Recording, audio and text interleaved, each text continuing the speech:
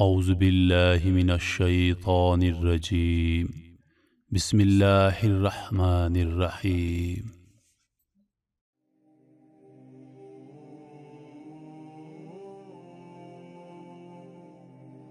کہ ہم نے اسے اور اس کے گھر بار کو زمین میں دھنسا دیا اور کوئی بھی اس کا ساتھی اللہ کے مقابلے میں اس کی مدد کے لیے نہ آیا۔ قارون بہت بڑا عبادت گزار تھا۔ اس نے 40 سال تک پہاڑ کی غار میں رہ کر عبادت کی اور بنی اسرائیل کی قوم میں عبادت کے اعتبار سے سبقت لے گیا۔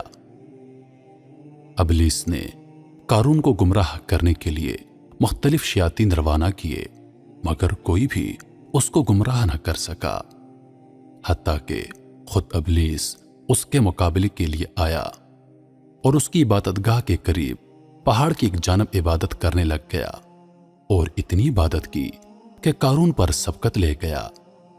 قارون تھک جاتا تھا مگر ابلیس نہیں تھکتا تھا۔ قارون روزے کا ناغہ کر لیتا تھا مگر ابلیس روزانہ بلا ناغہ روزہ رکھتا تھا۔ اس طرح قارون کے دل میں اس کی عقیدت پیدا ہو گئی اور اس نے اس کے سامنے گھٹنے ٹیک دیے۔ شیطان نے ایک دن قارون سے کہا کہ ہم اس عبادت پر کنات کر کے بیٹھ گئے ہیں، ہمیں لوگوں کے دکھ سکھ میں شریک ہونا چاہیے، مخلوق خدا سے تعلق توڑنا نہیں چاہیے۔ ہم نہ تو ان کے جنازوں میں شریک ہوتے ہیں اور نہ ہی ان کی جماعت میں۔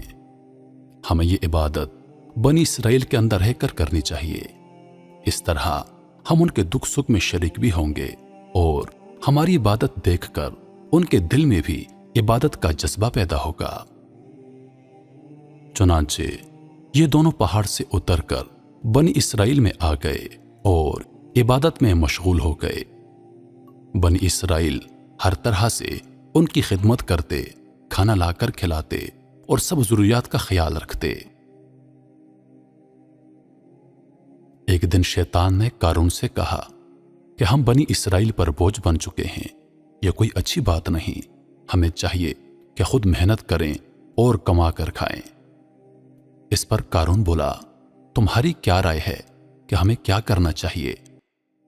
ابلیس کہنے لگا، اگر ہم ایک دن مزدوری کر لیں اور باقی ہفتہ عبادت میں گزار دیں تو یہ ٹھیک رہے گا۔ قارون نے اس کی بات مان لی اور اب دونوں نے اس طرح کرنا شروع کر دیا کہ ہفتے میں ایک دن مزدوری کرتے اور 6 دن عبادت کرتے۔ کچھ عرصے کے بعد شیطان نے کہا کہ ہم تو محض اپنے لیے کماتے ہیں، کیا ہی بہتر ہوتا کہ ہم دوسروں پر صدقہ بھی کرتے، آخر بدنی عبادت کے ساتھ مالی عبادت کا بھی بڑا درجہ ہے۔ قارون نے پھر کہا، تمہاری کیا رائے ہے، ہمیں کیا کرنا چاہیے؟ ابلیس نے کہا کہ بہتر یہ ہے کہ ہم ایک دن تجارت کریں اور ایک دن عبادت کریں۔ چنانچہ اب دونوں نے یہ کام کرنا شروع کر دیا کہ ایک دن عبادت کرتے اور ایک دن تجارت کرتے۔ اب ابلیس لعین نے قارون کو مال و دولت کا چسکا ڈال کر چھوڑ دیا۔ رفتہ رفتہ قارون کے سامنے دنیا کے خزانے جمع ہونے لگے، تجارت کے اسرار و رموز کھلنے لگے اور اس کے پاس اتنا خزانہ جمع ہو گیا کہ جس کی چابیاں سنبھالنا بھی مشکل ہو گیا۔ مال و دولت کی محبت میں آ کر وہ بالآخر حضرت موسیٰ علیہ السلام کے مقابلے پر اتر آیا اور اس نے زکوٰۃ دینے سے بھی انکار کر دیا۔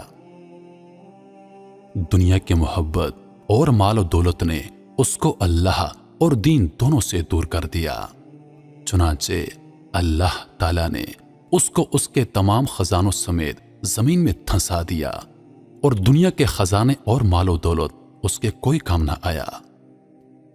اس واقعے کی طرف اشارہ کرتے ہوئے اللہ تعالیٰ نے ارشاد فرمایا کہ ہم نے اسے اور اس کے گھر بار کو زمین میں دھنسا دیا اور کوئی بھی اس کا ساتھی اللہ کے مقابلے میں اس کی مدد کے لیے نہ آیا۔ میرے محترم ساتھیوں، قارون کے واقعے سے ہمیں سبق لینا چاہیے کہ دنیا کی مال و دولت انسان کو اللہ اور دین سے دونوں سے دور کر دیتی ہے۔